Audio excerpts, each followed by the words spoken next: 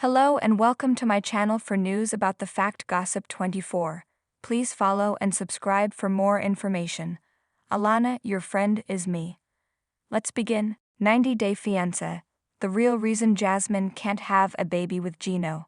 90-Day Fiancé star Jasmine Pineda has been keeping a big secret from Gino Palazzolo. Jasmine might never be able to get pregnant with Gino's baby. 90-Day Fiancé, happily ever after. Star Jasmine Pineda has been keeping the reason she cannot have kids a big secret from Gino Palazzolo.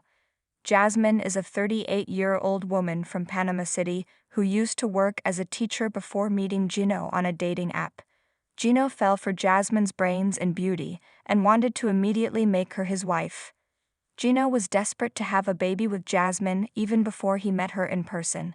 Meanwhile, Jasmine kept avoiding the baby topic for the 3 years they were together. Jasmine was already a mother of 2 sons from her previous marriage. Fiance was introduced in 90-Day Fiancé before the 90 Days Season 5, while Jasmine shared details about Chasey's condition much later in her 90-Day Fiancé journey. Jasmine's ex-husband had been strict about not exposing them to the public. However, Jasmine soon revealed that her ex had permitted her to take Fiance and Chasey with her to live with Papa Gino in Michigan.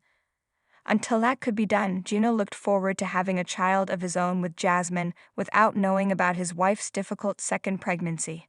Jasmine and Gino announced that they were going to try and have a baby as soon as they got married. Jasmine's storyline in 90-Day Fiancé, happily ever after, started with her asking Gino to take 3 of his blue pills so they could start with baby making.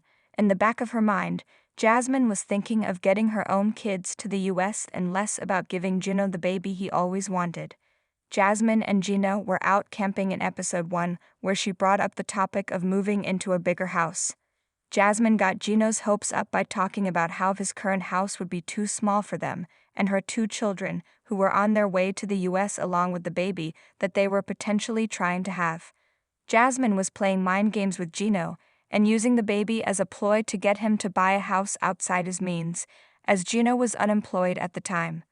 Jasmine told Gino that she didn't want to wait until she was pregnant to move into a bigger house. However, Gino seemed to see right through her lies. Gino told Jasmine she would need to get pregnant first. Jasmine told the cameras that Gino was unaware of the issues she had in the past getting pregnant. Jasmine admitted that she should have told Gino the truth from the start, but she didn't. Jasmine knew that one of the reasons that Gino and his ex-wife Denise had to get a divorce was the fact that they could never conceive a baby. Jasmine claimed she was scared of telling Gino that she might not be able to ever get pregnant. Jasmine knew that her telling Gino about her issues would leave Gino heartbroken. Jasmine and Gino made love and Jasmine told the cameras that he gave her his fish. Jasmine said that it was good because she was ovulating on that day. However, Jasmine said Gino had a misconception that she could get pregnant immediately.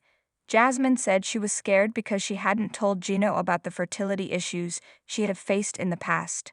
Jasmine was nervous to tell Gino because he had baby fever.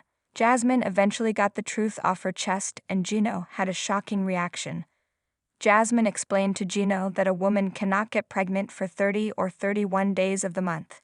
Jasmine had a chart drawn on her notebook to tell Gino how many times they needed to try making love to better her chances of getting pregnant. Jasmine even mentioned the number 12 on one of the days. Gino asked Jasmine if she was sure she wasn't exaggerating. Gino wanted to keep things natural and not panic in the situation. He wanted the process to happen naturally.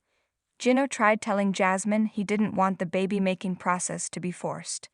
Jasmine revealed that it was very hard for her to conceive her son Chasey. It wasn't like, oh, it happened, she added. Jasmine told Gino about how she had to go through hormonal treatment to get pregnant. Jasmine admitted that she always knew about Gino wanting children of his own, but she was afraid of letting him know that she had struggled with fertility before they met. Jasmine kept talking about how hard it was for her to get pregnant. The situation was taxing on Jasmine's relationship with her ex. She was scared it would affect her relationship with Gino as well.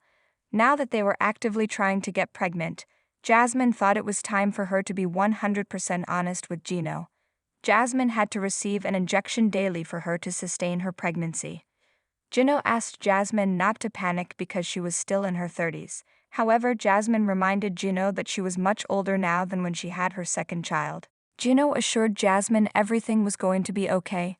Gino believed that everything would happen naturally and that Jasmine could get pregnant when she least expected it. Jasmine was relieved that she opened up her heart to Gino. She was nervous about confessing to her new husband, but Gino showed her kindness and compassion. Gino wanted to let Jasmine know that everything would work out in due time. Jasmine's younger son, JC, whom she mentioned while discussing her difficult pregnancy, was born with special needs. Jasmine said JC didn't have a verbal language. Jasmine spoke about the hardships she faced as a parent of a child with special needs, especially with people being very mean and showing no tolerance. Jasmine worried that her next child would also not be neurotypical. She discussed how JC didn't realize how people treated him, but as a mom, she had to face the stares and ugly looks, especially in public spaces. During the same 90-day Fiancé, happily ever after episode, Jasmine discovered that she wouldn't be seeing her kids anytime soon.